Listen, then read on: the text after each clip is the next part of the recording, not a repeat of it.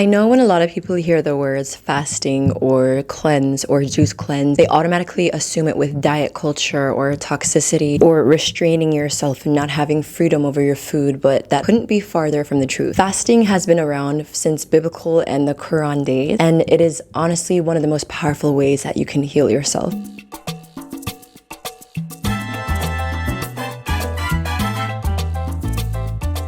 Hello beautiful people, and welcome back to another I Tell Eats and Treats video where we prioritize health and longevity. Today we're going to be talking about the healing powers of fasting and why I personally love to fast every month and sometimes every week, and why you should fast if you so feel like it. I would like to give a quick shout out to my new juicing ebooks. These are great to help you fast if you want to do a juice fast or if you want to do an herbal tea cleanse. Both of these ebooks have healing remedies to topics like constipation, to male erectile dysfunction, to increasing your breast milk supply for women, to reducing or completely eliminating menstrual cramps, to helping to cleanse your blood, to help to cleanse your colon. There are so many different recipes in both of these juicing ebooks, and they will be linked in the description box down below if you're interested. They will greatly help you out with your fast, and I have personally used a lot of the recipes that are in those ebooks to help me fast on juice cleansing, as well as making a lot of herbal tea concoctions as well. So as mentioned earlier, fasting and even cleansing your body with liquids such as juicing, green juices or fruit juices is not like a fad. It's not a diet or anything. It's definitely not new, and it's not Western. It has been around since biblical days, regardless of whether or not you are religion. It's been around since biblical days and the Quran days, and you can tell because there's always fasting going on all throughout the year, whether it's like the Daniel fast for Christians or Lent for Christians, or whether it's Ramadan for Muslims. Fasting has been around for literally thousands of years. It's nothing new. Fasting literally gives your body the chance to replenish itself, to rejuvenate itself, because when we are constantly eating all the time, our stomachs are constantly digesting, and it doesn't have a break. It literally never gets a break. And honestly, a lot of people who are constipated too might have waste that have come from like meals before or even days before, and they don't even realize that. So sometimes a lot of people, when they do fasts, they lose a lot of weight and they finally get the chance to empty out their colons because there has been waste building up there from days before. A lot of people are constipated, chronically constipated, and they literally don't even know. One of my favorite forms of fasting, and one of my favorite fasts that I love to do, is intermittent fasting. Intermittent fasting is basically something that you do every single day. Well, personally, what I do every day. And it is me waiting to eat until around 11 a.m. to 12 p.m. And that is when I consume basically like starches or carbs or proteins. Anything before that, I'll be consuming liquids. So liquids might include herbal teas, it might include bitters like Jamaican guaco or Jamaican cerasee. And if you are Jamaican or Caribbean, you know, say them taste bad, them bitter bad, but they're so good for you. Other liquids might include juices. I really love my green juices. They might include smoothies, or it could even include like a soup or something, but I never eat before 11 a.m. And honestly, that's mostly because I don't feel a need to. Back when I was in high school, I used to wake up around 6 a.m. and I used to shove scrambled eggs with ham and cheese in my mouth every morning, and I would go to school almost ready to throw up on everybody because I used to force myself to eat food because breakfast is the most important meal of the day, right? So I would always force myself to eat eggs before going to school, even though I wasn't hungry. And I was wondering what was wrong with me. I wanted to go to the doctor because I was like, Mom, I feel sick every day. I wake up, I eat breakfast, I'm sick, I'm nauseous, I go to school and I'm sick, and I don't feel better until around lunchtime, and everything just repeats the next day. What's wrong with me? I literally thought that something was wrong with me, but the only thing that was wrong with me was because I was eating even though I wasn't hungry. So now as an adult, I'm really taking my power back. I'm only eating when I'm hungry. I'm not eating just because, oh, it's 7 a.m., oh, it's 12 p.m., oh, it's 5 p.m., breakfast, lunch, and dinner time. I'm eating when I'm hungry. If that means I'm hungry 4 or 5 times a day, then I'll have 4 or 5 meals a day. If that means I'm only hungry once a day, that means I'll only have one meal a day. Some people might see that as restriction, but I personally see that as regaining power over my body. So going back to intermediate fasting, that would have helped a lot of the nausea that I had in high school. And now when I wake up, I don't have any nausea and I don't feel sick unless I am eating really late at night. Now, there was always this thing that my mom would say as a kid, do not eat late at night, it'll make you put on weight. And I used to be terrified of that. I don't know if it's a Caribbean thing or if it's just a mother thing.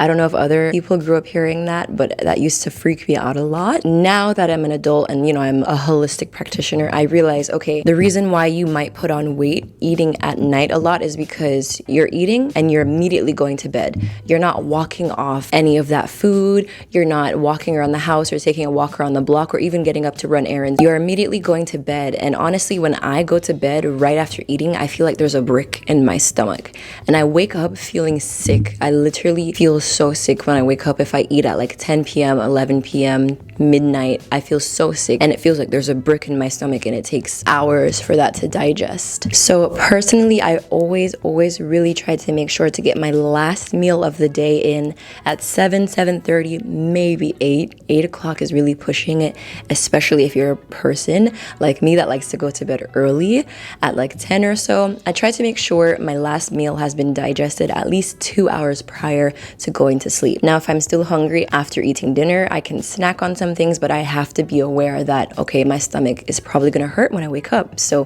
maybe I'll make a smoothie, maybe I'll make a juice or something and just fast and give my stomach a break. This goes back into the beauty of fasting. During that period of not eating between like 7 p.m. to when you wake up the next day and you're drinking liquids and consuming liquids and bitters until around, 11 a.m., your stomach has time to replenish itself. It has time to digest everything that you've put into it prior. And you might even have more bowel movements. I hope it's not TMI, but I definitely had a lot more bowel movements when I started fasting because I wasn't always shoving food down my throat and my colon wasn't getting blocked up. My colon was like, okay, now we can finally let these things pass through now that there's nothing else to digest. And fasting has genuinely helped constipation for me, and it definitely has helped a lot of other people as well.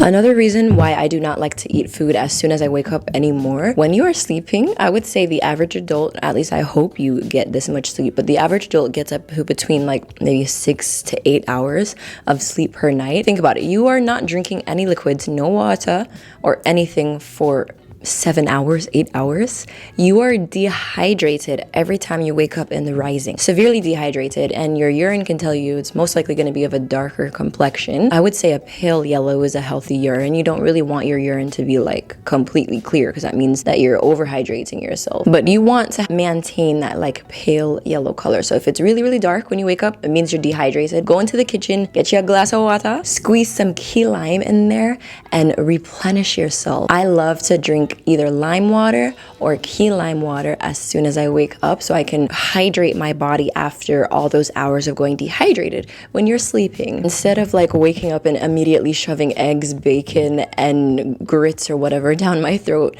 10 minutes after getting out of bed, and getting out of bed, setting intention, drinking that lime water, drinking that lemon water, it helps to hydrate myself. If there's somebody out there that personally cannot wait till 11 a.m., it took me years to be able to wait until 11 a.m. to eat, then wait at least until an hour after you've woken up. If you work from home, should be super simple for you. Meal prep a breakfast, the night before, and then have it ready to go and then eat that. Or of course, if you go to work or school, like majority of people do, meal prep that, put it in a lunchbox. By the time you're driving to work, maybe then you can like sit down and eat at your computer. All up to the individual person to really see how they can properly fast and what works best for them in their schedule. But most importantly, see what works best for you and your body. After I drink a liter of lemon water or lime water, I love to follow up with a green juice to offer even more hydration and to offer more nutrients. Recently, I've started to include less and less fruit into my juices to have them really be included with the bitters like watercress, dandelion greens like kale, and I feel so good mixed that with some cucumber. You guys know that video, cucumber. And mixing it with like key lime, ginger, and just making a powerhouse green juice and really getting my body ready for the day. During intermediate fasting, my body, like I said before, just gets a chance to relax and gets a chance to breathe. Personally, I know my body best and better than anybody else does, and same with you. You know your body best and better than anyone else does, so make sure to do what feels good for you. If you commonly wake up and you feel sick, but you still eat breakfast, try waiting an hour after. You don't have to wait till 11. Try to wait 30 minutes, an hour later than you usually do, and see how you feel then. Next benefit of fasting, of course, is weight loss and building up your metabolism. So of course, if you're not eating food, you're gonna lose weight because you're not eating food, but also it may help to speed up your metabolism. Your metabolism is the rate at which you lose weight. Me personally, I have an extremely high metabolism, but that's more of because of genetics. But if you do not have the high metabolism gene from, genetics, you can also help to really try to build up your metabolism through fasting and through eating more greens. You can do different types of fast to do weight loss. You can do a not eating fast, which is pretty intense, and I wouldn't necessarily recommend that for beginners. But you can do a juice fast. A juice fast is very, very popular, and also there's a plenty of juice fast recipes in the ebooks that are linked in the description box down below if you're interested in weight loss. You can do smoothies, that way that you still feel more full and you get more protein and more fiber from the smoothies than you would in the juices. You can do a raw food fast. So personally, I did a 2-day raw fast a few days ago, and my stomach could not have felt better. I felt so energized, so hydrated, because food and the fruits and veggies I was consuming were very high in water content. So I felt amazing. I felt like I could do backflips and just jump off cars like the Hulk. So there are many different types of fasts that you can do. It doesn't have to be one specific thing. You can do the intermediate fasting. You can do a water fast where you literally only drink water. You can do a mono food fast, whereas maybe you only eat watermelon for the day, or you only drink coconut water for the day, or you only eat butternut squash for the day. It's completely up to you. There's so many different types of fasts. You can do raw food fast, a juice fast, liquid fast. Even in a liquid fast, you can still include blended soups and everything, so that might work better for somebody who is introducing fasting into their regimen.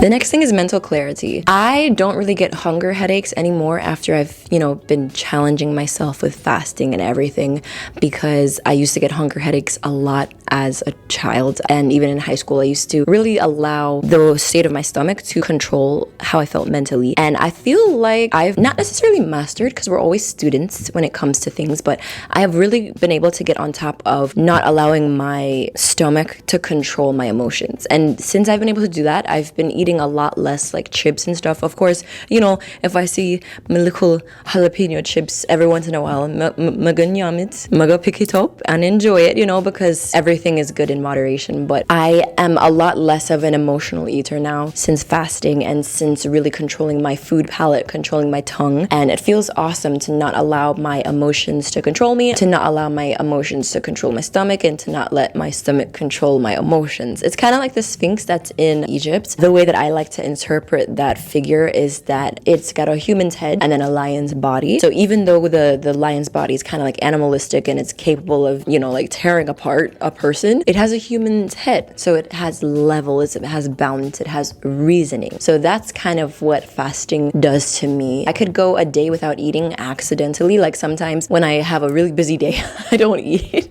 And I'm it's the end of the day, I'm ready to cook dinner, and I realize, hey, I went a whole day accidentally fasting, and okay, I feel fine.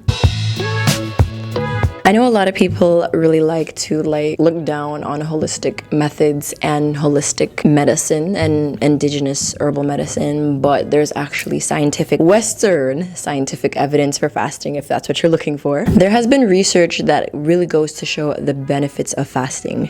According to NCBIN, National Institutes of Health, aka NIH. So I'm gonna go ahead and read this snippet of the article. Matson has also researched the protective benefits of fasting to neurons. neurons. If you don't eat for 10 to 16 hours, your body will go to its fat stores for energy, and fatty acids called kitinins will be released into the bloodstream. This has been shown to protect memory and learning functionality, says Matson, as well as slow disease processes in the brain. So basically what that snippet is saying is that fasting can help your brain, like what I just said, your emotions and everything. Fasting can help your brain, it can help your memory as well. Something that doesn't necessarily have to relate to fasting. 2 things I love to eat now to really help my brain function are walnuts and lion's mane mushroom. Both of those things are delicious, and I have recipes for those on my website, italeatsandtreats.com, if you're interested in including them in your everyday diet. The last thing I wanted to say is that fasting also really helps inflammation. If you feel like super bloated, if you feel super inflamed, if you feel like you're having aches all over your body, fasting can also help with that as well. As long as it's done the right way. I feel like sometimes it can definitely go overboard. Too much of a good thing can make it a bad thing. So everything needs to be held in moderation, and it all depends on the person. If you can only go fasting for like maybe 5 hours out of the day, then start there. I remember when I did my juice fast, I was barely able to survive one day, 24 hours out of the fast before I went into the pantry and eat up the rest of the food because I'm hungry. But it literally like took me years to be able to gather up that strength in me to finally be able to go 3 days or more fasting. I feel like after that 3rd day of fasting, you overcome the cravings and you're kind of like, okay, this is what we're doing now. We're fasting and this is it. So once again, if you want to learn more about fasting and if you want more juice recipes and herbal tea remedies, go ahead and check out my ebooks that are going to be linked in the description box down below. Follow me on Instagram and TikTok if you want to see more daily content. Thank you so much for viewing today. Let me know, have you ever fasted before? Do you fast regularly? Is it something that you plan on incorporating into your everyday routine? Let me know. Thank you so much for watching and tuning in. I'll see you on the next video. Have a beautiful, wonderful day. Bye.